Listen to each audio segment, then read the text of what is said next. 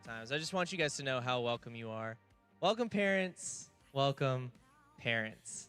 Whether you're in the room with us or you're watching online tonight or you're watching online 7 weeks from now, welcome. What we're doing right now in our student ministry is we're ending our year with a series on home, family, and parents. And so tonight specifically, our students are over in Block 84, and they are hearing from Ryan all about students and their relationship to their parents and why it matters, why it's so important. And we thought this conversation wouldn't be complete if we didn't at least offer something for the parents in our ministry as well and their relationship with their students. And so what we're doing tonight is we have a wonderful panel of extremely wise and how else can I? Yeah, experienced, just funny. They're gonna make you laugh. They're like really emotional, so they're gonna make you cry. It's gonna be a roller coaster of a night with this panel. It's gonna be great. But really the goal is for you guys as parents, one, to just share wisdom and experience with one another, because parenting, as I fully know, as someone who's unmarried, is super hard. And so we just want to give you guys the opportunity to share in that and also build community together as the parents of students who are involved in our ministry. That's not something that often gets to happen. And so we want to be intentional with that tonight. So I'm going to pass it over to Ashley, and she's going to introduce you guys to our panel tonight. Thanks so much for coming. Hey everyone, we're excited to have you. So we're going to do some introductions before we jump into some questions that we have prepared. There will be a time to ask questions at the end, so we're going to save some space for that. But just to get us started, my name is Ashley Meisner, and I don't have kids, but I am on this panel today because I am a licensed mental health counselor. I have worked about 8 years with children and teens is really my specialty, and working with their families as well. So a lot of individual therapy, a lot of family therapy, a lot. So that's kind of what I bring to the table tonight. I specialize, I guess, in working with, kids with trauma, mood disorders, suicidal ideation, all of that. So there's nothing you could say that these ears have not heard before. So that is kind of why I'm here, and I'm also going to be kind of emceeing our time together. So if y'all want to take a few moments and just introduce yourselves, your parenting experience and such, and then we'll get started with questions. I'll start. I'm Kevin Cannon, and this is my wife, Christy Cannon. We've got 4 kids, all who have been involved in the youth program at Beach Church. Our oldest is a graduate of FSU. She just recently graduated. We have a son who's just finished his 2nd year of college at the University of Georgia. Go Dogs. We have a senior who just is graduating in the next week, and we have a rising daughter who is going to be a rising 9th grader this next year, and we're excited to be here. And we've been married for 24 years. Love it how she pointed that out. My name is Cynthia Ward, and this is my husband, David Ward, and we have been married for 21 years. We are considered the blended family for this panel, and I got divorced when my children were 1 and 4. Bryce and Sarah were very small, and I married David in 2000, so he came into their lives in 1999, so they were basically 5 and 8, and then 6 and 9 once we were married. And so we have raised them, but now at this point, obviously they are 30 and 27, so we will be giving you some pointers from way back when. Great, thank you. And Marty. And I'm Marty. I'm the single parent edition. I've got 2 daughters. One's 20 and one's 12, and I've been a single dad for about 6 years now. All right, awesome. We're so excited to have you guys here tonight, and we're excited to learn from you. I think the worst part of parenting is people who feel like they're in it alone. You can parent alone, but it's definitely not ideal, and there's a lot of experience on this stage to learn from. So let's go ahead and get started with question number 1. Here we go. So, what is your favorite part of parenting teenagers? If there is one. I mean, it's rough, right? So what is your Tons of favorite them. part of parenting teenagers? I might start that. Myself coming into the relationship, having no experience at all with her already having 2 kids, I got to miss a lot of the younger age antics that probably went on, changing diapers and things. But as they grew up, I thought one of the best things I always enjoyed was just their participation in all their activities, getting them involved in everything, and then just being with them as they participate and have fun. Awesome. Me having 2 daughters and being a complete knucklehead of a guy, one of my favorite things is when they come to me and ask for relationship advice. And I say, well, if you do this, this, and this is how he's going to respond. And then 2-3 days later, you're kind of wondering, hey, is she going to tell me how that went out, how it played out? And we walking up to the room, and I'll hear her on the phone. My dad told me to do this and this and this, and oh my God, he did exactly what my dad said he was gonna do. That's the best. Yeah, yeah. My favorite part about parenting teens, I guess, was when they say, "Mom, you were right. I shouldn't have done that," or "Mom, that was really good advice." Not that that ever happens. That's a beautiful moment, though. It is a beautiful Yeah. moment when it happens, as rarely as it does. But I really enjoy seeing them maturing and becoming the people that God has intended them to be. And as they learn things, it's not always perfect. Sometimes it's through mistakes or whatever. But just seeing them mature through the whole, from being little ones all the way as they get older. So that's part of my favorite part of raising a teen. Yes. All right. So, of course, that lends us to the next question, which is what has been your biggest struggle when you were parenting teens, and what did you learn from it? So, your biggest struggle, and then what did you learn from it? Well, to be honest, for David and I, we were both at opposite ends of the spectrum. So that was very hard because if my kids asked for something, they could have it, whatever it was. Sure, don't run in the street, don't get killed, but you can have it. And David was the principal. And so we had 2 different aspects of really going about that, I would say. And so it was challenging to raise them that way. And one thing I learned from that is that we did have to show that we were going to work together. And so that took a lot of effort on our part to present that to them, because if you don't, they definitely know how to play the sides and choose whichever parent's answer they want and say, well, mom said it was okay or dad said it was okay. So that was one of the things that was challenging, but we learned from it and grew through it. I would agree. The struggle for me with all of my kids is just not being able to let them do everything they want to do, or saying no, and trying to discipline them to a certain level where, or maybe not discipline them, but just keep them, I guess, kind of in line, or keep them from, when you have to keep them from doing something that they really, really want to do. And sometimes the reason is just because it's just not going to work out. They can't do it. It's not anything that may be a big, huge ordeal, but it's challenging to do that, to say no, and to have them disappointed or upset or frustrated.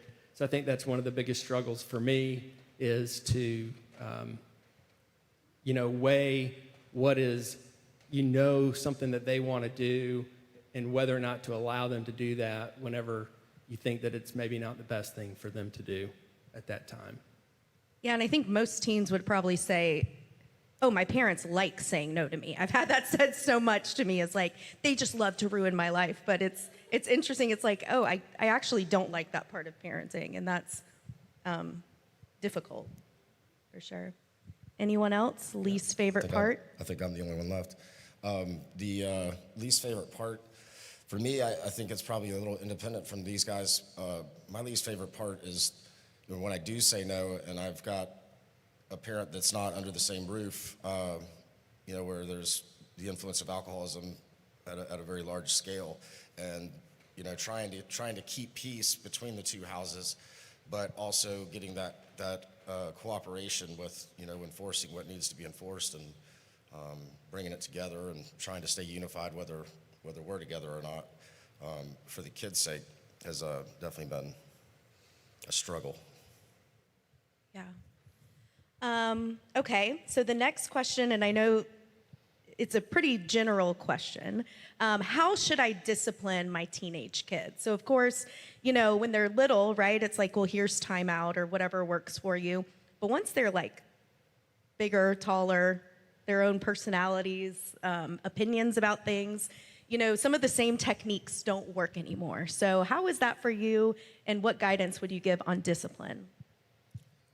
I would say, first of all, it's different in our family for every situation and for every child. We don't have a set book. We open up, you did this and you get that. But it's usually, as they get older, they lose privileges. So something they wanted to do or something that they usually get to do would be taken away from them for a period of time. And that seems to be the hot button. When they were younger, it was, okay, give me the phone. Because they're all addicted to the phone, obviously. So that was an easy one, but now, we've been very blessed. We haven't had to do too much, but typically we'll just take away privileges or things that they want to do, car, phone, things they depend on. Yeah, for me, I kind of have to temper the good cop, bad cop routine that I might be able to play out if I had, a partner in disciplining. So, the first and foremost for me, I always have to make sure that I'm in a mental and emotional mindset that I can deal with any type of discipline.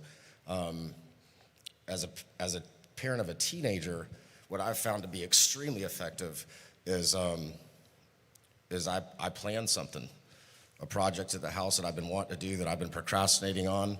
I take away their phone, I take away their keys, and I say, we're gonna have a daddy-daughter day. And honestly, it sounds funny, but it absolutely it requires us to spend time together. It opens up a latitude for us to have conversation about what's happened, and usually halfway through that workday, there's been a turn of heart, there's been remorse, there's been an apology, and most of the time, a smile and a hug, and I can cut them loose and let them go back to being kids. Totally agree with that. I find a project. I'm like, okay, children, let's go. And I like it because it's also building relationship and connection. I think as a parent, if you are just disciplining, like, don't do that, do this, your kid looks at you like a principal or like a drill sergeant, right? So you have to have that relationship with them, and then that typically goes a long way, especially with teenagers. Did you live in our house? I was known as the principal. At times. But I think that is one of the things, as our family evolved, I looked at the discipline as being the principal and known as being the principal, that I tackled the small issues probably more consistently than letting them get to a bigger issue. And so we would try to communicate that and say, well, if we get the little fight first, we won't get into a battle. And so maybe trying to curb that quickly is what I always thought about doing. Definitely. Okay, so the next question is for Marty. What are 1 to 2 pieces of advice for other single parents? Well, for me, like I said before, the relationship aspect, I've got the kids, I've got my girls, usually 4 to 5 days out of the week. And I've still got to work, I've still got to, do everything. So efficiency is definitely a priority.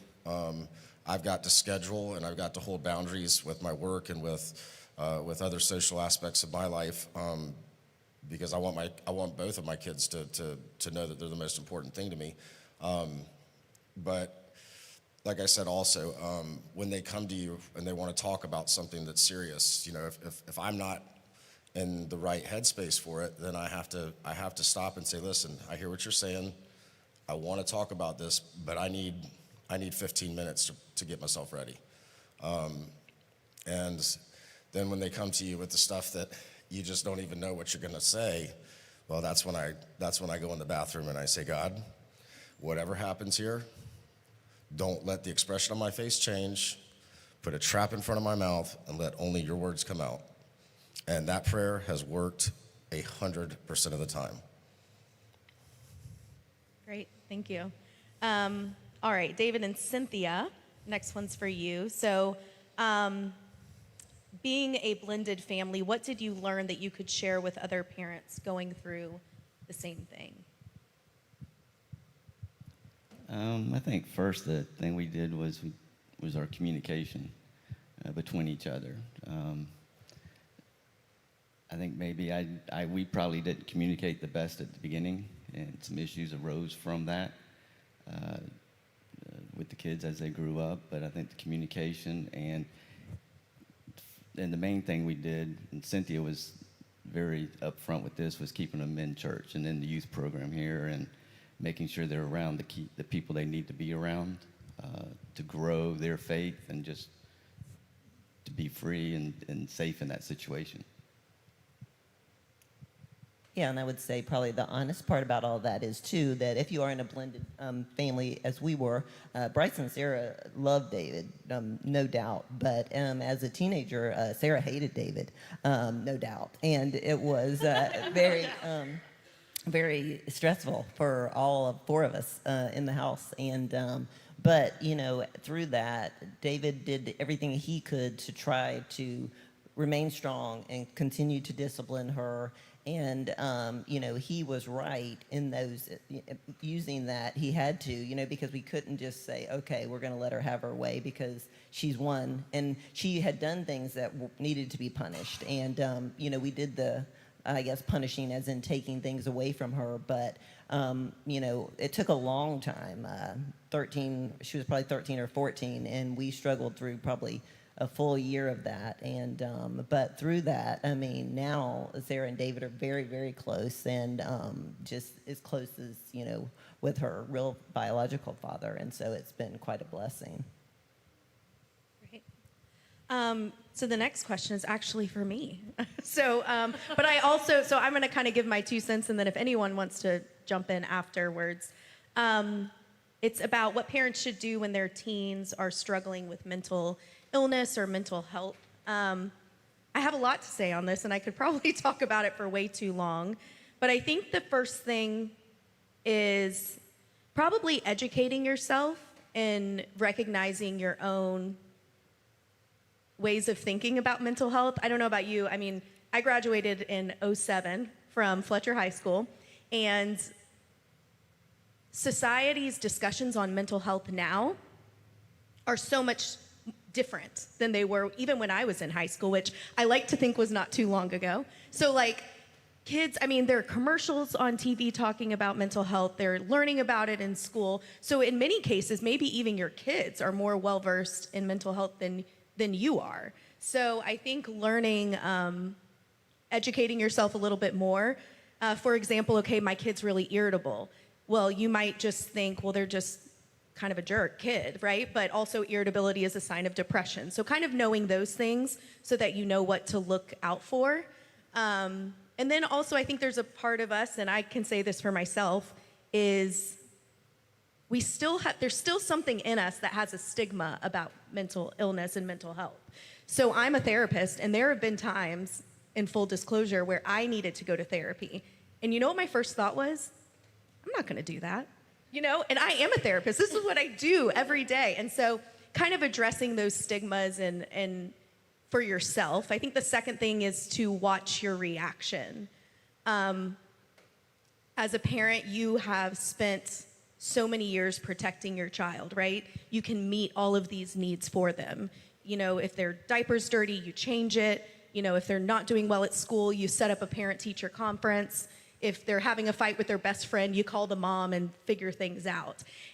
But with depression and anxiety, there's so much that you can't fix that quickly.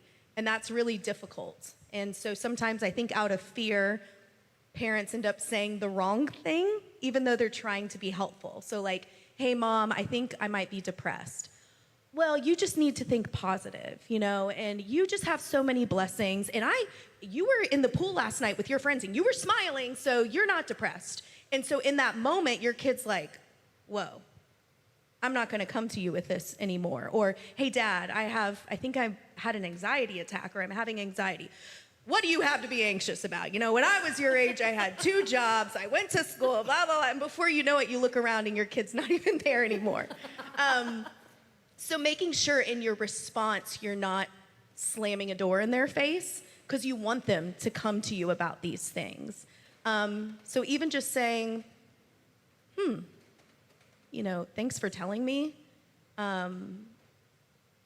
What has it been like for you? Can I ask a few questions so we can figure this thing out together? So just asking, being curious, being empathetic is really important. I have many things to say, obviously. So I'm just going to keep going. What else can we do? I think the next thing is to get help sooner rather than later. So oftentimes families wait until it's so bad to get help, because I think there is that stigma. Once again, it's like, well, I don't want to be the person with a kid in therapy. What does that mean about me as a parent? Does that mean I failed them? Does that mean I did something wrong? And that's not true necessarily. So getting help quickly, because I think of it like a cut, right? So if you fall and you cut yourself and we take care of it immediately, we can take care of it. But if I fall and cut myself and then I wait 10 years, well, now I have this infected wound, right? So we not only have to treat the cut, we have to clean out years of infection. And that's the same with mental health. Sometimes I have parents who come in and I'm doing family sessions and they're talking about stuff that happened 5-6 years ago. And that's really hard to dig through all of that. So definitely early intervention. I'm gonna say this because I have a mic and, I guess you can't talk back, but you have to be ready for the possibility that you might be part of the problem. I think that's a big thing. Parents bring their kids to therapy and say, here's my kid, fix my kid, right? Make them undepressed or unanxious or whatever you do. And we need parents to be a part of it. And there might be things that you're doing that you don't even realize, like you're totally unintentionally kind of causing some things in your child's life or exacerbating some of the problems that they're experiencing. So you have to be ready to do some work too. And finding a provider who's gonna work with you and your child is super important so that you can all get on the same page. Because if me and your kid are doing work, but you're not a part of it, they live with you. They don't live with me. Usually outpatient therapy, that's 1 hour a week. You have them the rest of the time. So we need to get you to be able to not be their therapist, but to have some of those therapeutic skills. So if we're teaching them how to calm down or calm their body down when they're feeling anxious, I need you to know how to do that too, so that when they're in that space, you can say, hey buddy, let's try what we've been working on with Miss Ashley. So those are all of my thoughts. And like I said, I could probably say more, but I do want to open it up to the panel to see if you've had any experiences. I just recently dealt with that with my oldest daughter. And it was, like you said, you hit the nail right on the head. My daughters have always looked at me like I got a red cape flying from my neck, And when my oldest came to me and was struggling with depression and anxiety, we talked about it. And one thing I've always taught both my girls is always be smart enough to know when you need help, It's the only dummy is the one that doesn't ask for help. And when she came to me and she sat down, I asked her a few questions about why she felt that way and what she thought was causing it, if anything had recently happened, and it was just no. And I sat there and just felt absolutely helpless. And that was just one of those moments where, God just spoke through me and he said, hey, I don't know what to do, but I will get help with you. Yeah. And that's what we did. That day, I stopped what I was doing, and we called, it was Marcelini Behavioral Group, and went over there, and she asked if I was going to come with her. I said, absolutely. And it was because of that. It's like, if I don't come with you, how am I supposed to know how to handle this? I just told you I don't know. So I agree. I mean, when that stuff comes around, it is so different from when we were kids. I mean, when I was a kid, tough it up, you know? Sorry about your bad luck. It's just the way it was, you know? And this is such a sensitive world we live in today, and it's, you know, but that's the world our kids are growing up in. And if we can't promote some sort of sensitivity towards them and allow them to feel like, again, they're the most important thing, and I don't know what I would do. I wouldn't be able to live with myself. Going through that situation with Peyton and just being able to admit that I didn't know what to do, and then partnering with her in the search for help. I mean, she wrote me a letter about a month ago that just dropped me to my knees. And it's just, you know, that's like one of the most gratifying things that a parent can ever have, is to hear how much that meant, you know, that you just took the time. Yeah, and it's not, hey, it's me versus you, like parent versus child. It's like, no, we're a team. This is what family does. We get through things together, so we're going to do this together. And it's not like I'm going to send you there and I'm going to pay for it, but you got to do the work. You know, you get in there and get at it together. Yeah. And I think another thing I was reminded of is that it does take time. You know, it's not the same as like going to a medical doctor, right? And they just write you a prescription. I mean, sometimes there are families I've worked with for years, and sometimes, you know, off and on too. So kind of it's a marathon, not a sprint, and being ready to like put in that work over time is really important, and that there aren't those quick fixes. As much as I wish, right, that I could just say, here you go, you know, have a good rest of your day. It's very personal, and it just takes time. Anyone else? That's all right. Okay, so do you have any advice about talking to teens about sex and dealing with sexual activity? Well, Who wants to take this one on? I will. One of my mentors is your mother. And as you know, she's very earthy. She just basically speaks very plainly about things. And I kind of watched as she raised y'all and kind of modeled some of our parenting on that. And we've always been very open and honest and just talked about everything, not kind of kept it hidden, just, hey, you have any questions? Let's talk about sex. And of course, they always roll their eyes and say, oh, Mom, you know, you're embarrassing me. But not just once, multiple times. In fact, I still do it with my 21-year-old and my 20-year-old and my 17-year-old and my 14-year-old. So it's just being open to letting them ask any questions and answering honestly. And that dialogue has, I believe, helped. What was the second part? About? Let me take a look. Dealing with sexual activity. Well, we've been very blessed thus far that hasn't been an issue to our knowledge. So there you go. I have two daughters, so I got to speak up on that one too. And I grew up, you know, as a boy, and Did you? like Is that right? like I said, as a knucklehead boy that was a Jack's Beach lifeguard for 13 years. So my advice, the panel starts with wisdom and circles around to experience. And how Ryan explains that is that wisdom is when you can learn before you make the mistake, and experience is you got to make the mistake to learn anything. So I'm the far end spectrum on the experience side.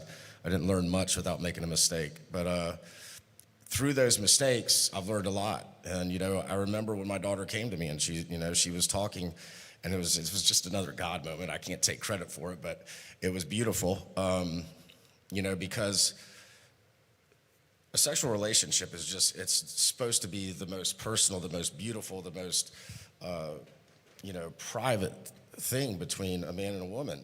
And that wasn't something that I wanted to hear when I was a kid at all. But when my oldest came to me, I haven't had this talk yet with my youngest, but when she came to me, I said, listen, it's kind of like if you're with other people and then you finally meet that one person that you want to be with. There's, first of all, you've got all the memories of all these other people you were with that you're now comparing to the person that you're trying to spend your life with, which results in insecurities and it results in questions. And then you have another person, if you're with another person that has been with a bunch of other people too, then, they're well, where did she learn that? And, how did you know how to do that? And, and it just creates all these questions where if we just did it God's way, and we waited, we just have the pure, unadulterated joy of finding all that out together. And, I just believe that's where the whole center of God's will is to actually be able to experience that, and not have anything to compare it to, and not have anything, you have a good relationship sexually with somebody, but they're completely toxic, then you finally meet somebody that's actually a good person for you and equally yoked, and but then it doesn't match up to what you've experienced before, and it just causes all kinds of conflict. I think some of the years as our kids were growing up, obviously we don't talk about it now since they're all married and everything else so much, unless they want to ask questions. But That would be interesting. It would be. I think the church has done a great job. The youth pastors here at Beach have done an awesome job where they do their birds and bees sermon every year. That has been wonderful. And just as they've grown up in the youth, the people they've been around, I think they hold each other accountable for what they do and how they act and the respect for themselves. The pastors, tell them that, and we remind them that they're beautifully and wonderfully made to respect themselves and each other. So I think a lot of credit goes to the church also. Definitely. Let Sure. the church help you out with some of that, right? And then kind of following it up at home as well. Because you need a village, right? You want to know that there's someone else in your child's life who's pouring into them in the way that you would want, right? Because there's so many outside sources trying to speak into the heart of your child. So you want to know that you're speaking truth and that someone else is as well, like student pastors, life group leaders. I have one more thing. Go for it. Well, when we have these conversations, what we would always talk about is, obviously following God's will, and He has a plan, and it's the right way to go, because when you kind of stray from that, then there's going to be consequences, and those are going to affect your lives. And we always try to kind of lay that out, like, this is your preferred future. This is what you say you want to be and what you want to do. And if you're straying from that path, those decisions have consequences. And so we've always kind of been real open and honest about that as well, because if you want to get from A to B, you want to go on that path, because if you you may not get to B for a long time, and it may be a rocky road. And we've always told them that, God's way is the best way for a reason. He obviously knows more than we do. So we kind of rely on that as well. Yeah. And I would just say as well, if your kid does come to you and says like, hey, I had sex, once again, being aware of your reaction a little bit, because you don't want to slam that door. What are you saying you did this, right? And so now they're like, well, I'm never talking with my parent about that again. And I know it's hard because you're like, this is my little baby, right? And they're telling me all the things and I don't want to know. But just being like, take a deep breath. And then, thanks for telling me. And making sure you check on them emotionally too, because we know that there's so much to sex that's emotional as well. And so if they came and told you that, or even if you kind of heard through the grapevine and you want to check in with them, because there can be a lot of pain, a lot of, disappointment, a lot of hurt. So you want to make sure you're a place and a person that they can come to about that. I skipped over a question, but what do I do when I find out my kids are experimenting with drugs and alcohol? Circle back to that one. I could start on that one. Go for it. When I grew up, I was a boy, and I experimented a lot with drugs and alcohol. And so for me, the first thing you can do is you gotta love them. you know, and you can't let that expression change on your face. I've been very fortunate because both of my girls are polar opposite of me. Peyton she's not an absolute angel, but she's almost always the designated driver in any situation. She just doesn't really care about it. I'm not saying she never has a drink, but I'm saying that it's not something that she cares if she does or doesn't. But that all came, I think, from kind of trying to just, for lack of a better word, decriminalize things in the house and, you know, keep it open. You know, I have a drink from time to time, but my girls have never seen me drunk, ever. And I think that's kind of leading by example. You know, if you're a father that comes home and you drink a 12-pack of beer every night, it's going to be kind of hard to keep your kid from drinking. But also decriminalizing it and talking to them about things and knowing your kids. You know, my house was. My parents called it the flop house. I mean, every weekend I had, you know, 4 or 5 girls spending the night. You know, they had the upstairs to themselves or whatever. When they came over, if they were spending the night, you know, I made sure that I had all the keys. I'm not going to go up there every hour seeing what they're doing, but I'm going to trust them. I'm going to keep my eyes open for what's going on. You know, and if we got to sit down and talk about something, we sit down and talk about something. But at the same time, your kids are. If you're not involved with your kids and you're not open for your kids' lives to be taking place in front of you, that's when the enemy creeps in. And you know, just being involved and being present. With our kids, fortunately, as far as we know, they've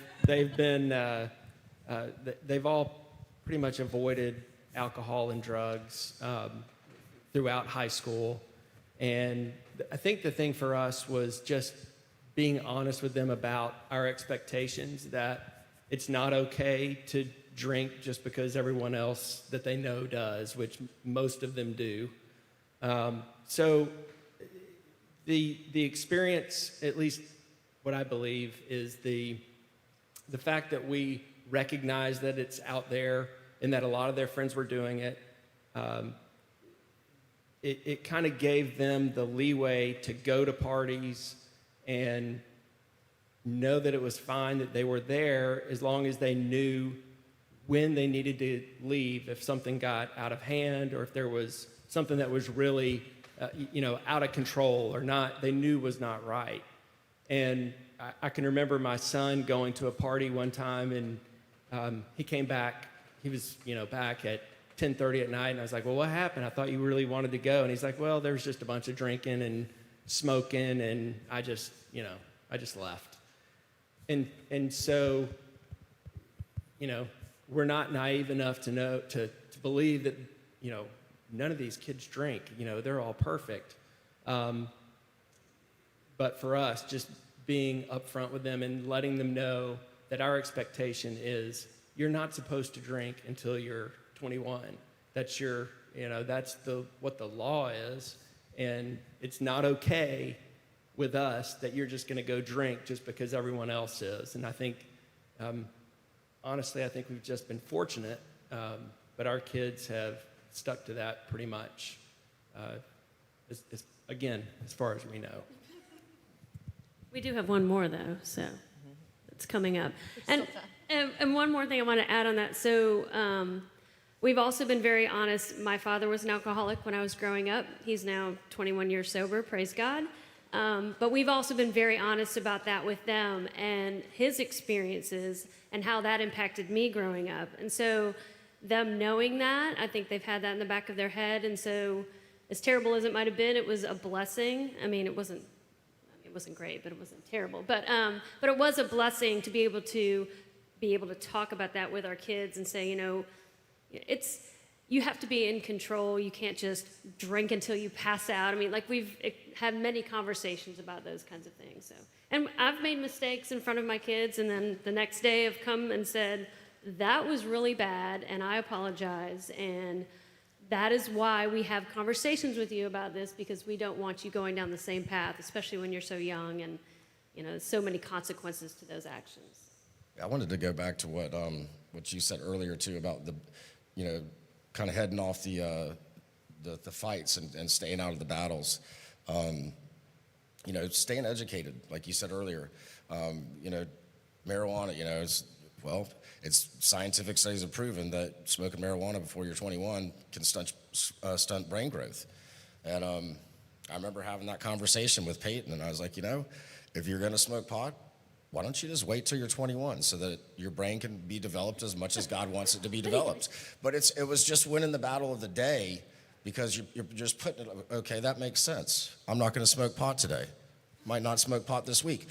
That's a win, And, she's about to be 21, so we'll see what happens. Yeah. And I think it's important to note, I know, like, experimenting in the teenage years, that's normal, right? Very but still normal. something to be aware of, because first, there's a huge genetic component to substance abuse and addiction, and so knowing if it runs in your family and educating your kids is important, and a huge link to mental health, once again, of what better way to numb whatever I'm feeling than to drink or get high. And so not just saying, like, don't do that, but also what's making you do that? Like, what's going on that you feel like is it just normal, like I want to experiment, or are you trying to numb something? Are you trying to push something down? And if that's the case too, we need to talk about that. Any other thoughts on drugs and alcohol? Okay. Let's see. So if y'all want to take a few minutes and share how faith in church has impacted your family and kids for the better.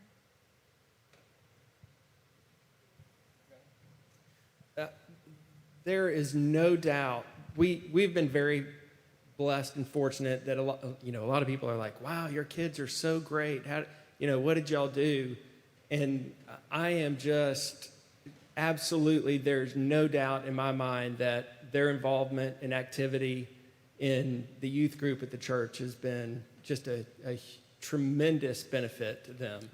I would say, just looking back, us consistently always going to church every Sunday morning, waking up and going no matter what the situation was. We always made that a real priority. And I think that, over time, they just get comfortable with that and learn that that's what's expected, and that's the type of family that we are and the type of people that we want to be as someone who love and honor God. But I'm sure that I have messed up so much with my children, and I'm just thankful that there's so many people that have, poured into them in the youth group. There's great role models for all of them that they look up to and can see, who are just a few years older than them, that are living the life that we want them to live. And, in my opinion, the activity and involvement in the church in general, and specifically in the youth group, has been extremely beneficial. Yeah, I absolutely agree. For one thing, when my children were so small, when I got a divorce, and so I was certain that I had ruined their lives, and so I wanted to do whatever I could do. So, like you dip strawberries in chocolate, I was like going to dip my children in Jesus, because I was like, they are going to be here every time the doors are open, and they were little.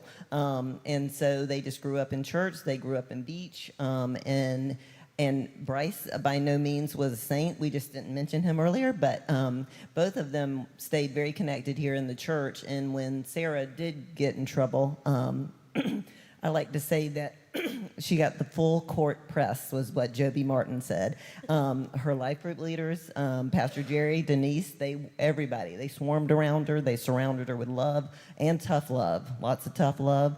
And then David and I both became life group leaders here. And so we were involved with youth, and we were involved with teenagers.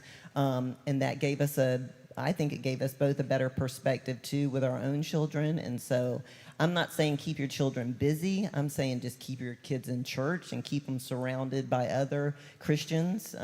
Bryce has some of the best friends that he has had since he was here, that have kept him on the straight and narrow. And it's definitely been a lifesaver. Yeah, I'm gonna say that all that, and then on top of it, again, back to the piece. For me, what I see be very effective is just leading by example. If you're gonna say that this is what you believe in, then find a place to get behind it, and then the kids, when they see that, if one, they know they're not getting out of it. They're definitely going, because Dad's going anyways, so he's not gonna leave me here alone. But when they see that and they see you get behind it, but get behind it with some fervor, get behind it with some excitement. Whatever it is you're gonna do, do it to the best of your ability, and let them see you do it, and let them see you enjoy doing it. And for me, that's just promoted a spirit of excitement about the different things that we do here, and it definitely thickens that relationship too. I have such a solid relationship with my two girls, and I just am so thankful for it. But it takes work. It takes dedication. It takes focus. It takes time. Definitely. So I wanted to open it up for some questions. I know we have people online and in the room. So does anybody have a question? I think Jacob's going to come and help me with this part, but any questions that you'd like to ask the panel?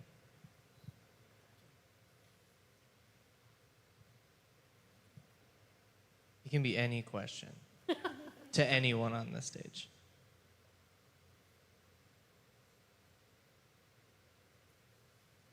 Well, I guess we did a pretty good job then, didn't we? No, you guys did do a great job. Yes. Yeah, we're going to see if some online friends have questions. I will just say, in the meantime, besides Marty saying he grew up as a boy, I think one of the coolest takeaways was just like getting to hear the intentionality of parents, because I think often as students, one, I grew up as one, and two, I deal with them on a weekly basis. Just like the default is my parents are my enemy and they're against me, whether or not they have a great relationship with them, because that is their authority in their household and like ultimately who they have to respond to. And so just to be able to hear that, obviously we picked you guys because you're great examples, but like even in that, like there's intentionality behind the parenting, and it's with the best interest in mind. And I know right now our students are hearing like from the opposite end, student to parent relationship. And so just some encouragement for you guys, like as you go back and take this into your homes and continue to just be parents, my encouragement just being like, keep being intentional and keep showing them and being honest with them, like what that looks like, because ultimately that's going to be the biggest driver in the relationship between you guys, is just them knowing that you have their back and that you are for them and not actively against them. I don't think we have any questions. Yeah, we have a question. It's probably for you, Ashley, so just be ready. Marty, what was it like growing up as a boy? No, I'm just kidding. That's not my question. Oh, man. No, I wanted to ask y'all, obviously a big part of life outside of once they leave home is about making good decisions. So what would be some of your advice about what you have taught your kids, or how you've taught your kids about making wise decisions? I'd say one thing we always ask is that a good choice, first of all, and have them think about it. Oh, and now I just got writer's block or whatever it is. Oh, just left my head. Oh, another thing we always ask, before they would go out or go anywhere, we would always say, who do you represent? And their response was always Jesus. And we're like, and who else do you represent? And they would say the Canons. And the reason for that was because we didn't ever want them to be a stumbling block for someone to have a relationship with Jesus one day, or also we're Christians, the Canons are Christians, and we also don't want to give a bad name to Christians. We want to uphold what we believe, and so we would always kind of use that to guide them to make wise choices and tell them why, not just say do it because we say so, but because that's, that's why we follow God and why we believe in the Bible and all the things that it says in there. And so that was kind of like a tagline that we would give just to make them think before they would go off to do anything.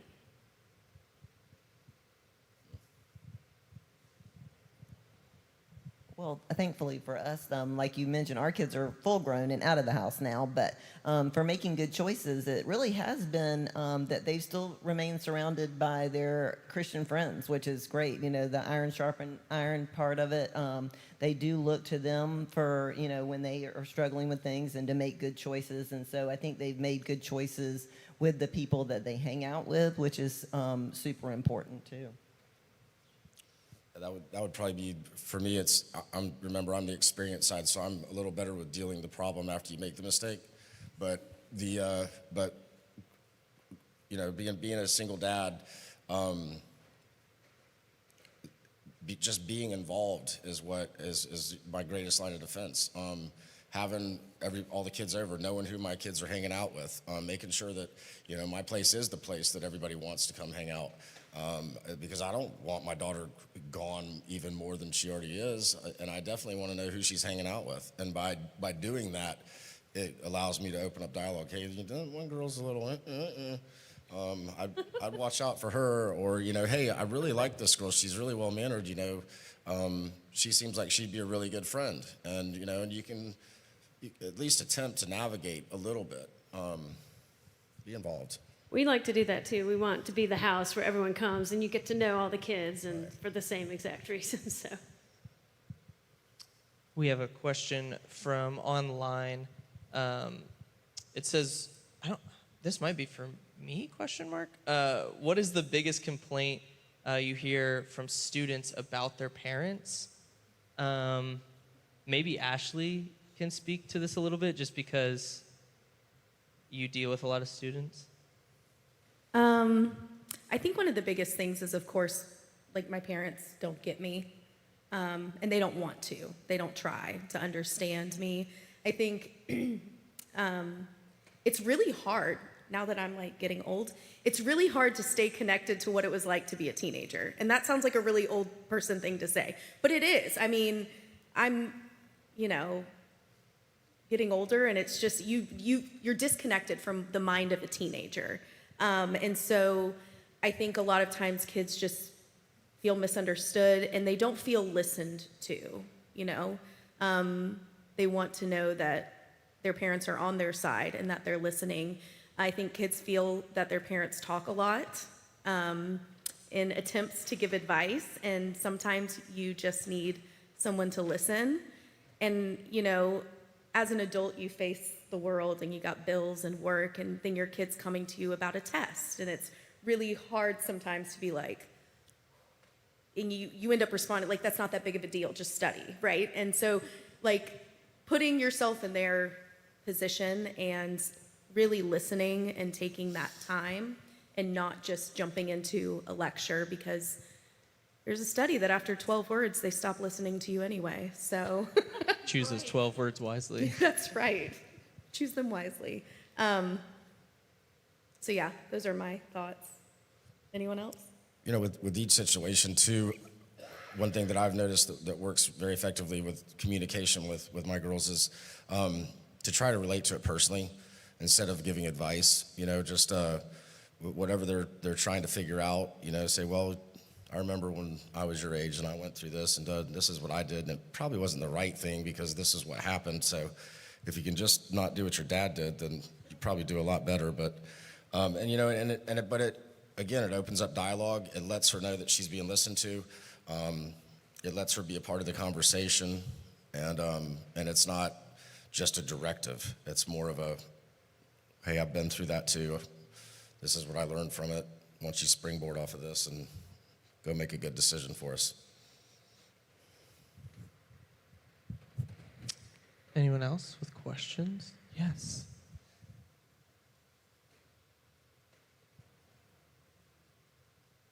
So this is an opinion question. So I have 2 teenagers, and I'm a very hands-on mom, and they when things get really crazy sometimes, which is not often, I get involved to help them navigate situations, and they've asked me to please stay out of it. It's got to be pretty extreme for me to get involved. But I've even had a couple of parents say, look, you got to let the kids work it out. But when the fire gets super hot, I just can't do it. So what do you guys think? Do we really leave them, their young minds, to handle super tough situations on their own? Even when other parents are like, you need to let them learn from this. You know, it's a philosophy, right? So I'm just curious what you guys think. I think that it goes back to the fights and battles. You know, if you're with them along the way, they're going to be coached up, they're going to be taught up. These big decisions are still going to come, but they're going to be educated. It's like, you know, you don't start trigonometry as your first developmental math. You work your way up to it, and the problems are going to get bigger the older the kids get. And that's why God gives us the time he does to prepare them for it. I think the kids do have to make mistakes. That's part of the learning process. I mean, like we just said, you've got the people that learn from reading and learn from teaching and learn from instruction, and then you got people that have to, you know, bounce off their head. And, you know, I came out all right, so. Well, you grew up as a boy, so. True. By the way, I am still a boy. That's excellent. I'm so glad. I would say, and this goes back to one of your earlier questions, the hardest part about raising kids is developing trust from young age all the way up to adults, and then trusting that with God's help that we did the job that we were supposed to do, and trusting them to implement what we've taught them and what they've learned through church and with their life group leaders and their good friends surrounding them. And that's hard. I don't like to see my kids fail, obviously, but I also know that eventually they're going to be an adult, and I want them to develop the skills to be able to handle that on their own.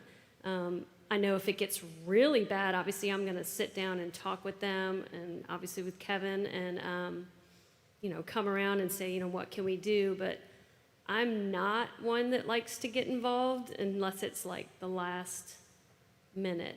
But we would pray about it, we would talk about it, that kind of thing. But I agree. I mean, you have to make mistakes to learn. Unfortunately, I mean, you don't want to see them harm themselves or anything to that extreme. But that's just my take. You have a take? I also think just being consistent.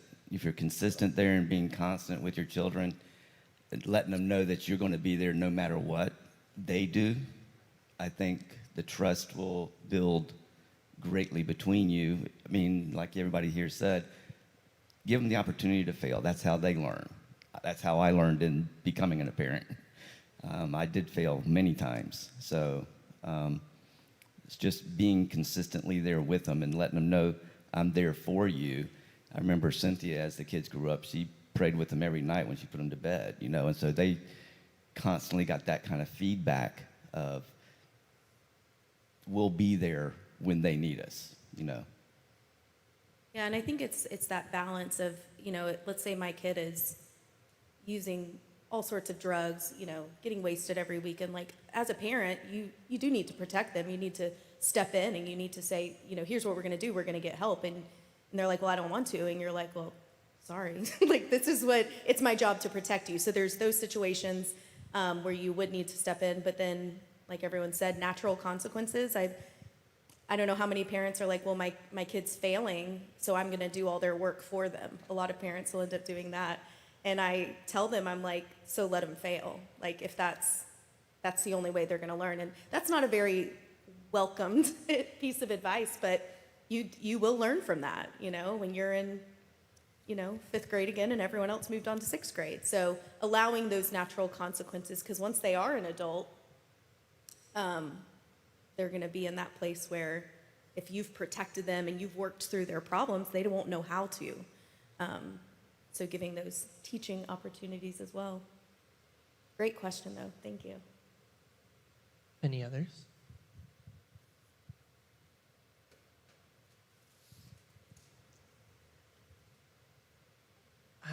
I don't know if you count, Peyton. I'm going to be fully honest with you. I'm really glad you're here, but I don't know if you count. All right. The panel agreed, I guess. I'd just like to clap for all you parents out there. 'Cause it's pretty hard. That's my daughter. But my father up there, Martin Manley, the one that's a boy still, I would just, as a 20-year-old girl who was most recently a teenager in this room, probably, and my little sister, a huge thing that really helped me with my dad was that I think anything I came to him with, I never felt judged from him, even if it were something extremely uncomfortable that I probably should have gone to my mom about. I felt like I could come to my dad because he would open his arms to me and I wouldn't feel like I was judged, and he would open everything with a prayer first, and I think that really helped. He would give me a hug and he would say a prayer about what we were going to talk about. And when I was younger, I didn't really understand that. I was like, okay, can you just tell me what to do? But the older I got, I appreciated it more and more, and I felt even more welcomed by it, and I felt even more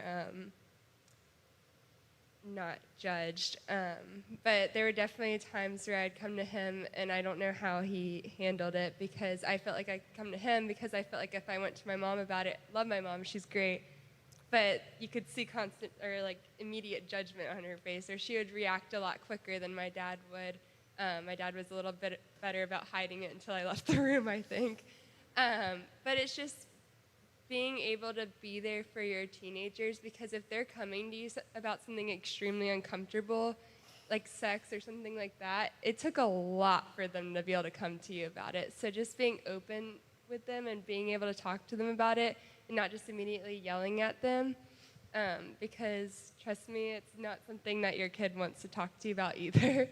So I think I just wanted to put that out there because it really has helped me learn a lot, feeling like I can come to my dad about things like that and feeling like he's willing to talk to me about it without me just getting in trouble for something, and just learning from him and what he has to say. So that's all I have to say, but good job, guys. Y'all are doing great.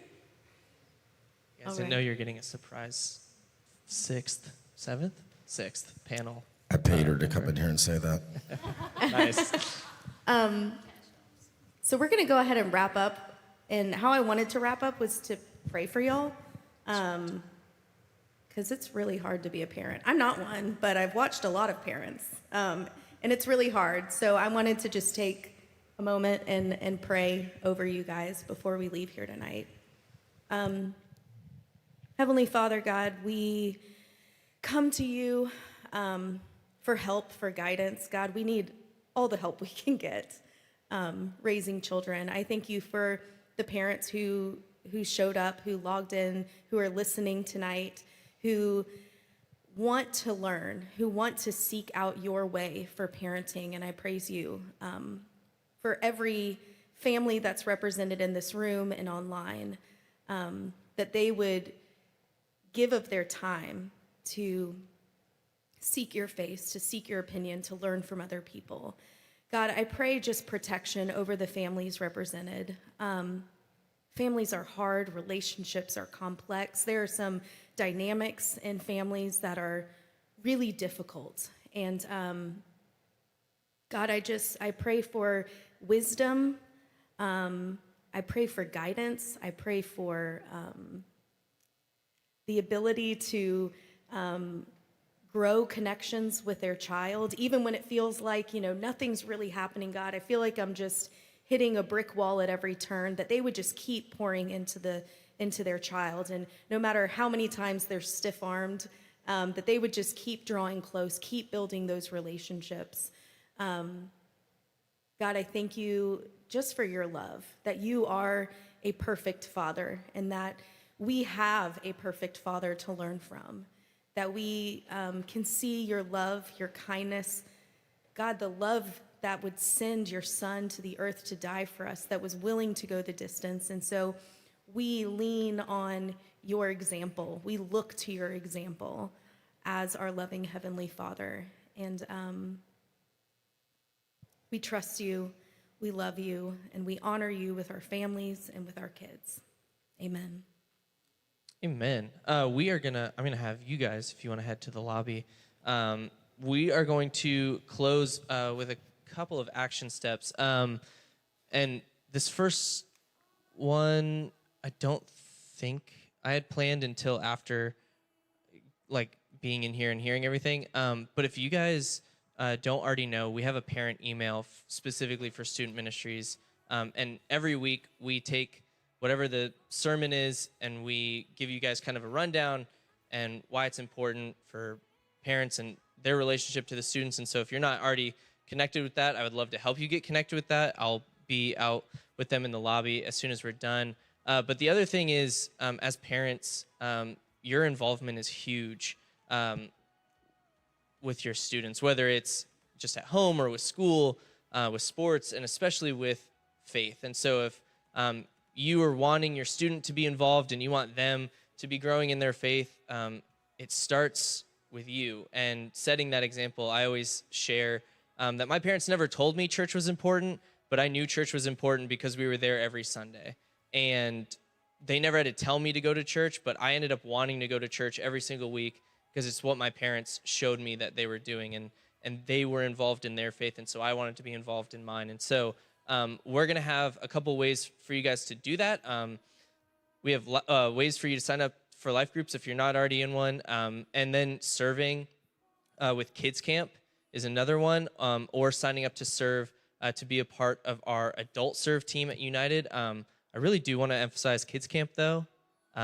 It's one of the best weeks of my life personally, as someone who is not a kid. And so for the kids who are going to experience it this year, it doesn't happen without volunteers like you guys and our parents, who better to set that example for kids as they get to experience God that week. So signing up for Kids Camp, I can help you with that as well. But then the other thing is we have refreshments and the panel for you out in the lobby. So if there's a question that maybe you didn't want to ask out loud, or you just want to connect with some of the people who are on the panel, maybe do some follow-up and connect with other parents in the room, this is that time. And so we'd love to encourage you guys to hang out in the lobby and enjoy some, I think we have cookies maybe? I don't actually know what we have, but refreshments to say the least. And again, thank you guys so much for coming or tuning in online.